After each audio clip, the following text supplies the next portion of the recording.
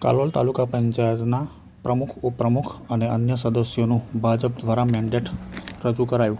કાલોલ તાલુકા પંચાયતના પ્રમુખ, ઉપપ્રમુખની ટર્મ પૂરી થવાની છે ત્યારે ભાજપ દ્વારા ચૂંટાયેલા સભ્યોની બેઠક કાલોલ તાલુકા પંચાયતના સભાગૃહમાં યોજાઈ હતી, જેમાં જિલ્લામાંથી આવનાર પ્રતિનિધિ દ્વારા 2.5 વર્ષ માટે પ્રમુખ, ઉપપ્રમુખ, કારોબારી ચેરમેન અને પક્ષના નેતાના નામો મેન્ડેટ દ્વારા ઓપન કરવામાં આવ્યા હતા.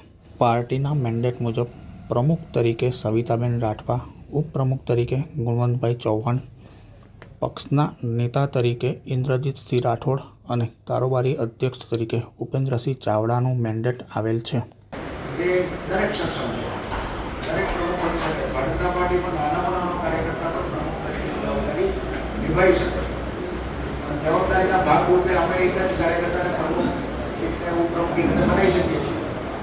એટલે પાર્ટીએ જે પાર્લામેન્ટરી બોર્ડમાં નક્કી કર્યું હોય પ્રદેશમાં, એ પ્રમાણે જે નામ આવે એની આપણે સંમતિ આપવાની.